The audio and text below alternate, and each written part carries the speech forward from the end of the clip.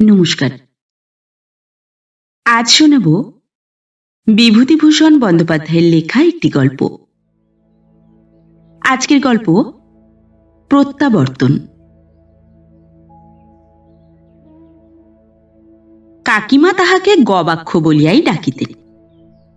গোবিন্দ নামটি উচ্চারণ করিতে তাহার নাকি কষ্ট হইত, তাই তিনি শব্দটিকে সরল করিয়া লইয়াছিলেন।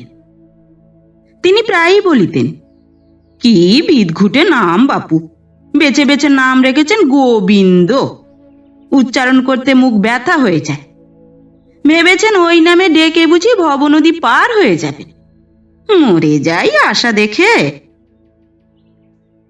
আর মাস্টারেরা তাহার নাম দিয়াছিলেন গোবরা, কেননা বুদ্ধি বলিয়াই নাকি কোনো পদার্থ হতভাগার মাথায় ছিল না।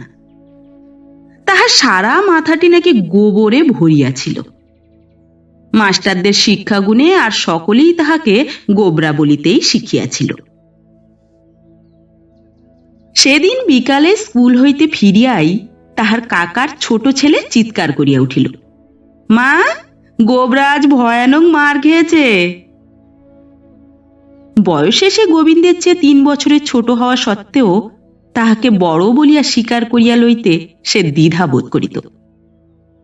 কাকিমা হাসিয়া বলিলেন, তাতে আর আশ্চর্য কি, 200 বার বলেছিলুম হতভাগাটাকে স্কুলে ভর্তি করে কাজ নেই, তবু যদি এ অভাগীর কথা শুনবে। মরি আমি চেঁচিয়ে, ওনার বয়ে গেছে। কথায় আছে না, কানে দিয়েছি তুলো আর পিঠে বেঁধেছি কুলো। ওনারও সেই দশা হয়েছে। কেন মার খেয়েছে রে সেন্টু? সেন্টু সগৌরবে কহিল, পড়া পারেনি মা, কোনোদিনও পড়া পারে না। সেন্টু ও গোবিন্দ এক ক্লাসে পড়ে। কাকিমা গম্ভীর কণ্ঠে ডাকিলেন, গবাক্ষ, এদিকে আয়। বলির পশুর ন্যায় কাঁপিতে কাঁপিতে গবাক্ষ কাকিমার সামনে আসিয়া দাঁড়াইল। কাকিমা তীক্ষ্ণ দৃষ্টিতে তাহার আপাদমস্তক নিরীক্ষণ করিয়া কহিলেন, পড়া পারিসনি কেন রে গবাক্ষ? টাকাগুলো কি খোলাম কুচি পেয়েছিস? স্কুলের মাইনে, বাড়ির মাস্টারের মাইনে, আমাদের কি তালুক মুলুক আছে বাচ্চা? হ্যাঁ, যদি বুঝতুম কিছু হচ্ছে তাহলে নয় এক কথা, তা নয় এ শুধু ভূতের বাপের শ্রাদ্ধ। সেন্টু কহিল, পিঠে বেতের দাগ বসে গেছে মা, জামা তুলে দেখো। কাকিমা জামা তুলিয়া দেখিলেন, তারপর ধীরে ধীরে রায় প্রকাশ করিলেন, আচ্ছা, উনি আসুন আগে বাড়ি। মোকদ্দমা যেন দায়রায় সোপর্দ হইল। গোবিন্দ পড়া পারে না সত্য, কিন্তু তাহার পশ্চাতে একটি অতি সত্য নিহিত ছিল। বাড়িতে সে পড়িবার সময় পায় না।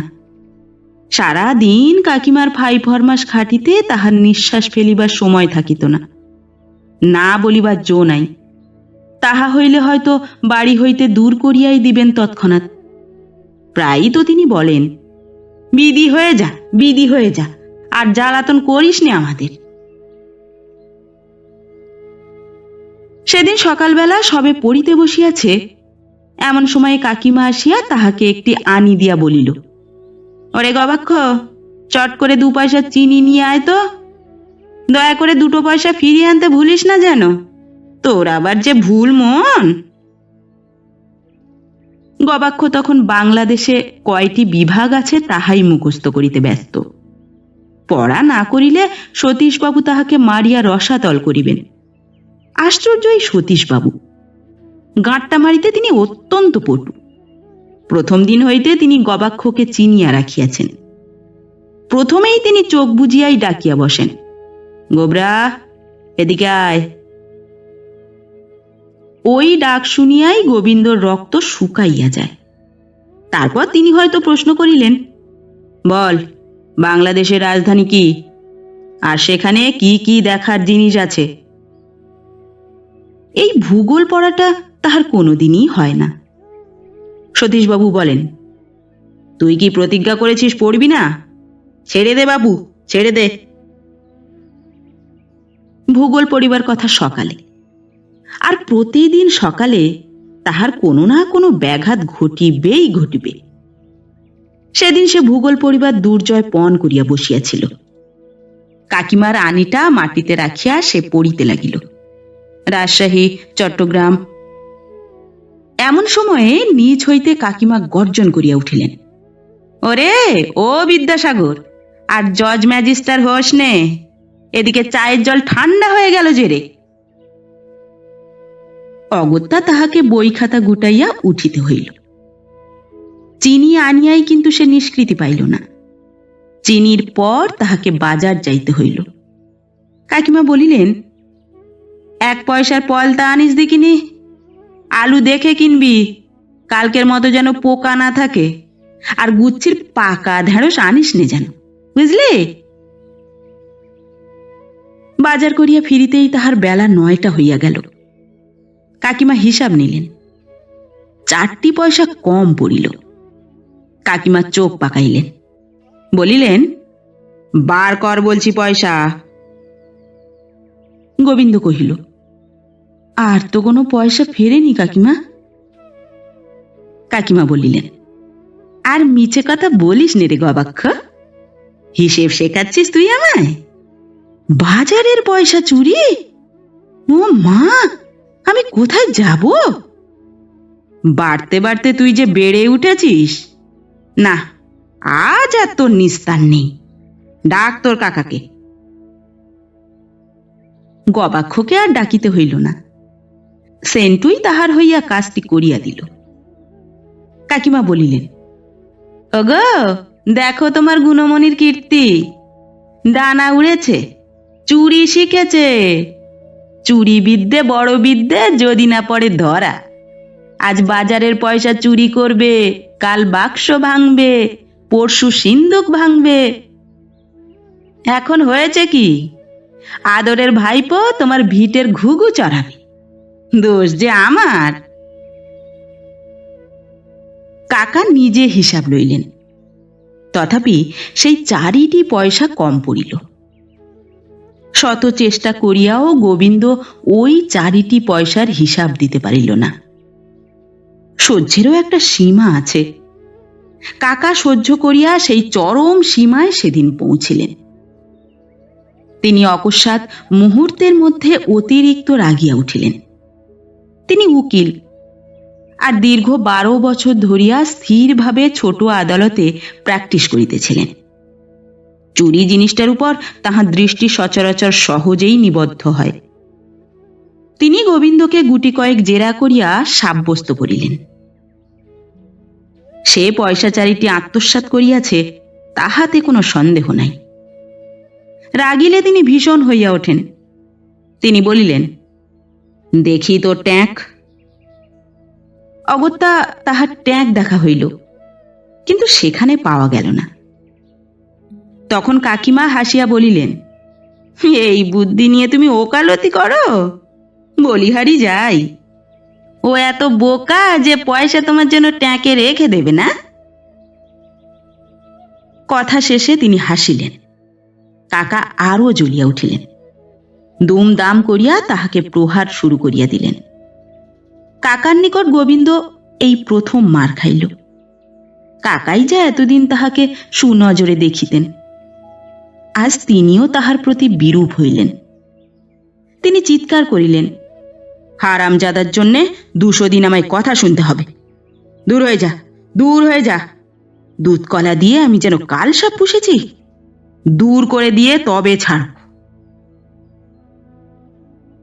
চিৎকার করিতে করিতেই তিনি অবিশ্রান্ত প্রহার করিতে লাগিলেন। কাকিমা বকিয়া চলিলেন, দোষ দাও যে আমায়, দেখো এবার ভাইপোর গুণ। গোড়াতেই আমি বলেছিলাম ওসব ঝঞ্ঝাট পুষো না, তখন যদি এ দাসী বাঁধির কথা শোনো। মনে রেখো, গরিবের কথা বাসি হলে খাটে। পরিশেষে কাকা প্রহার করিতে করিতে ক্লান্ত হইয়া পড়িলেন। গোবিন্দ কিন্তু কাঁদিল না। মারিয়া কাটিয়া ফেলিলেও নাকি কাঁদে না, ইহা তাহার ছেলেবেলাকার অভ্যাস। তথাপি সেদিন কিন্তু তাহার মনটা বড় বিষণ্ণ হইয়া গেল। কলিকাতা তাহার নিকট ভালো লাগে না। প্রথম যেদিন তাহার বিধবা মা তাহার কাকাকে কহিলেন, ঠাকুরপো, এখানে বসে থেকে থেকে তো গোবিন্দ দিন দিন গোল্লায় যাচ্ছে, তুমি যদি নিয়ে যাও তোমার ওখানে, তাহলে ভারী ভালো হয় ভাই। তোমার সেন্টু মেন্টুর সঙ্গে ও একটু তাহলে পড়তে পারে, নইলে ওকেই এতটুকু বয়সেই লেখাপড়া ছাড়াতে হয়। কি করব বলো, পেটে খেতে পাই না, তা আবার ছেলেকে বোর্ডিংয়ে রেখে লেখাপড়া শেখাবো?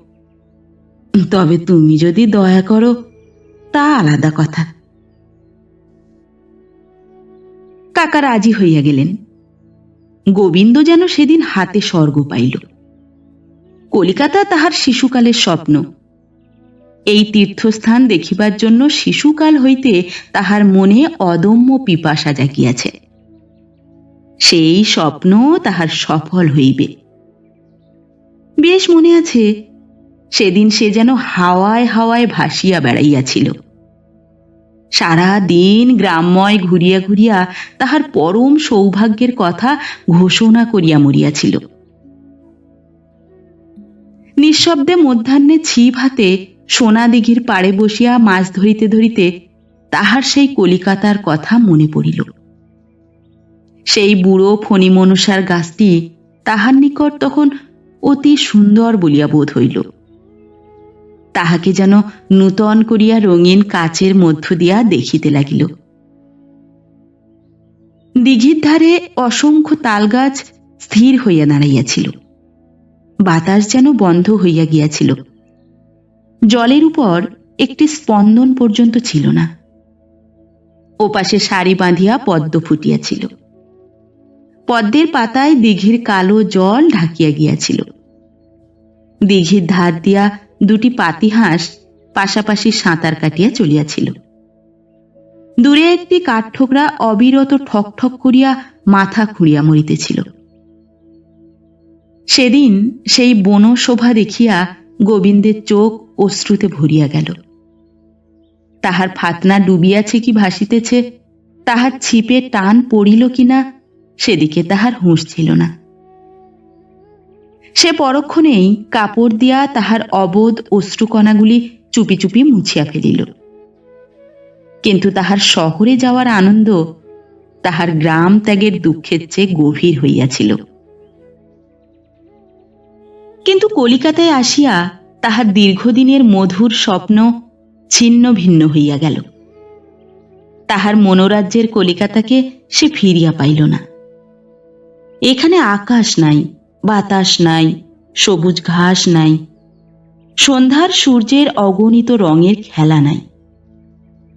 এখানে মানুষ মানুষকে ভালোবাসে না, মানুষ মানুষকে হিংসা করে, ঘৃণা করে। এখানে আছে কেবল পড় পড়। উঠিতে বসিতে সর্বক্ষণ সে শুনিতেছে পড় পড়। পড়ার যুগকাষ্টে এখানকার সকলেই বলি প্রদত্ত। এখানকার পাঁচিল ঘেরা ক্ষুদ্র পরিসর গৃহকোণে পড়িয়া থাকিয়া বন্দি জীবন কাটাইতে সে সহসা হাঁপাইয়া উঠিয়াছিল। ছুটাছুটি করিয়া খেলিয়া বেড়াইবার স্থান এখানে নাই। কলিকাতা তাহার নিকট কারাগার বোধ হইল। সেদিন স্কুলে গিয়া সে তলাইয়া তলাইয়া অতীতকে দেখিতে লাগিল। সকলেই তাহাকে দূর করিবার জন্য উন্মুখ। এখানে তাহার ঠাঁই নাই। কিন্তু সে পয়সা চুরি করে নাই। আলুওয়ালাই তাহাকে ঠকাইয়া 4টি পয়সা লইয়াছে। তাহার স্পষ্টবাদী কাকিমার কাছে এই মারাত্মক সত্য স্বীকার করিতে তাহার সাহস হয় নাই। তাই তাহাকে মিথ্যা মার খাইতে হইল। তারপর স্কুলে সতীশবাবু প্রশ্ন করিলেন, বাংলাদেশে কটা জেলা? গোবিন্দের মুখে কোনো কথা সরিল না। ইতিমধ্যে সে তাহার পাঠ রীতিমতো ভুলিয়া গিয়াছে। ভূগোল তাহার চক্ষুর সম্মুখে ঘুরিতে লাগিল। তাহার ফলস্বরূপ সতীশবাবু তাহার পিঠে দাগ বসাইয়া দিতে ভোলেন নাই। গোবিন্দকে তিনি গাঁটটা মারিয়া মারিয়া কাহিল হইয়া গিয়াছিলেন। সে কাঁদে নাই। অগত্যা তিনি সেদিন তাহার বিখ্যাত গাঁটটার পরিবর্তে ম্যাপের দেখাইবার লাঠিটা ব্যবহার করিলেন। আরো বলিলেন, ছেড়ে দে বাবা, আমাদের ছেড়ে দে, দেশে গিয়ে চাষবাস করগে। বাড়িতে ফিরিতেই কাকিমা তাহাকে আপ্যায়িত করিলেন। মানিক আমার, সোনা আমার, এসো, লিখে পড়ে এসেছো, এক বাটি দুধ খাও। সেই প্রথম গোবিন্দ প্রতিবাদ করিয়া বলিল, না, আমি খাবো না। কাকিমাও বলিলেন, ও বাবা, কুলোপানা চক্কর, না খাবি তো আমার ভারী বয়ে গেছে, আমার 7 বার গরজ।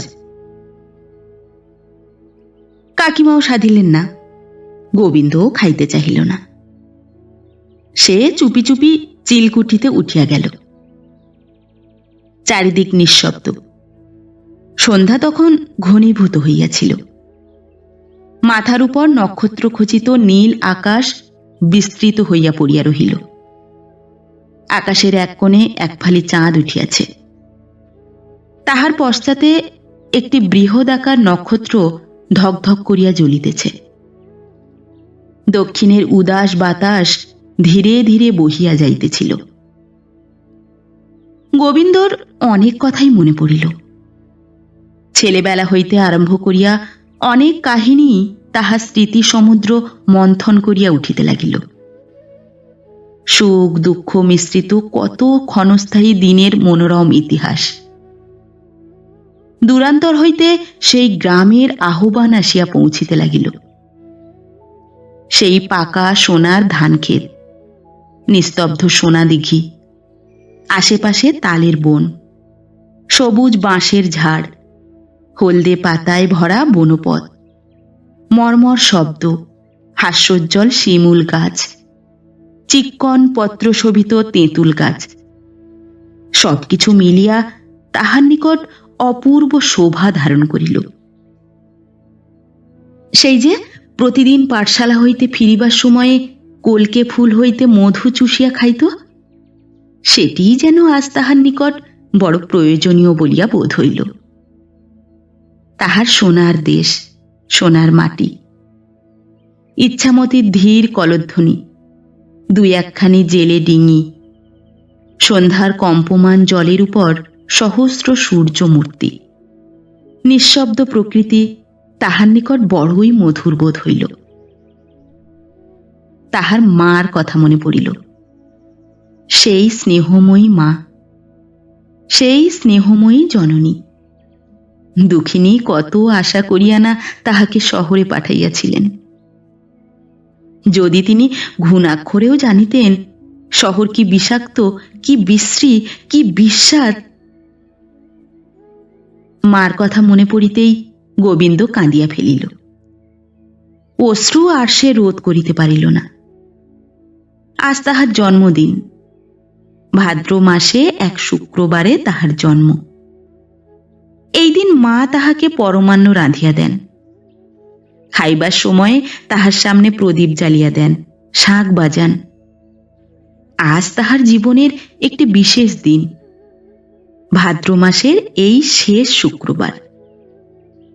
এবৎসর তাহার জন্মদিন বৃথাই কাটিল।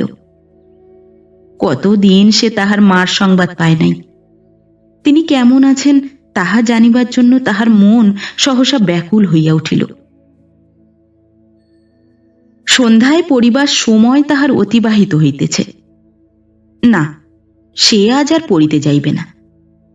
সেই তো ছোট ঘরখানিতে বসিয়া চিৎকার করিয়া উঠিতে হইবে। এতটুকু থামিবার অবকাশ নাই।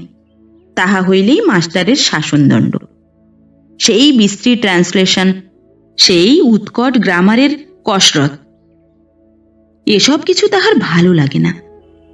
না, সে লেখাপড়া শিখিতে চায় না। এইরূপ কত কি আকাশ পাতাল ভাবিতে ভাবিতে কখন সে নিজের অজ্ঞাতসারে ঘুমাইয়া পড়িল। কতক্ষণ ঘুমাইয়াছিল তাহা হুঁশ নাই। সে স্বপ্ন দেখিল সে যেন দেশে ফিরিয়া গিয়াছে। তাহার মা যেন বকিতেছেন, কেন এলি, ব্যস্ত ছিলি? তিনি জানেন না তো তাহার ছেলে কি সুখে আছে। জানিলে তিনি নিশ্চয়ই গোবিন্দকে এই মরুভূমিতে পাঠাইয়া চুপ করিয়া থাকিতে পারিতেন না। তাহার যখন ঘুম ভাঙিল তখন কত রাত্রি তাহা বুঝিতে পারিল না। কেবল এইটুকুই বুঝিল রাত্রি গভীর হইয়াছে। সকলেই যে যার গৃহে নিঃশব্দে পড়িয়া ঘুমাইতেছে। তাহাকে কেহই পড়িতে বা খাইতে ডাকে নাই, না কাকা না কাকি। এমন সময়ে নিকটের গির্জার ঘড়িতে সুর করিয়া 5টা বাজিয়া গেল। গোবিন্দ তাহার চক্ষু মুছিল। ওহ, রাত্রি তো ভোর হইল প্রায়। এই 5টার পর 6টায় তাহাদের দেশের একটি ট্রেন আছে। বাড়ির কথা মনে পড়িতেই সে সহসা উঠিয়া বসিল। না, সে আর এখানে থাকিবে না। সে এই 6টার গাড়িতেই দেশে ফিরিয়া যাইবে। চুপি চুপি তাহার ছোট্ট ক্যাশ বাক্সটি লইয়া বাহির হইয়া পড়িল। আসিবার সময়ে এই বাক্সটি তাহাকে তাহার মা দিয়াছিলেন। সে যখন বাড়ি পৌঁছিল তখন বেলা 10টা বাজিয়া গিয়াছিল। চারিদিকে রৌদ্র পড়িয়াছিল। ভোরবেলা হয়তো এক পশলা বৃষ্টি হইয়াছিল। একটি রাখাল বালক বটের ঝুড়ি ধরিয়া নিবিড় আরামে দোল খাইতেছিল। পাশ দিয়া একটি গরুর গাড়ি চাকার শব্দ করিতে করিতে চলিয়া গেল। 2টি শালিক পাখি ডাকাডাকি করিয়া মাঠের উপর লুকোচুরি খেলিতে লাগিল। বাড়ি পৌঁছিয়া দেখিল তাহার মা উনানে আগুন দিতেছেন। ফুঁ দিয়া দিয়া তাহার চক্ষু জ্বালা করিতে লাগিল। অজস্র ধারে অশ্রু ঝরিতে লাগিল। তিনি অকস্মাৎ গোবিন্দকে দেখিয়া অবাক হইয়া গেলেন। জিজ্ঞাসা করিলেন, কি রে, চলে এলি যে বড়? গোবিন্দ মার বুকের মধ্যে মাথা গুঁজিল। তারপর বলিল, তোমায় ছেড়ে আমি আর কখনো সেখানে যাব না। মা তাহার মাথায় হাত বুলাইতে বুলাইতে বলিলেন, তাই হবে বাবা, আমি আর তোমায় হাতছাড়া করছি না। এ কি হয়েছে চেহারা ছিঁড়ে? গোবিন্দ একটি তৃপ্তির নিঃশ্বাস ত্যাগ করিল। তাহার মুখ দিয়া আর কোনো কথা সরিল না।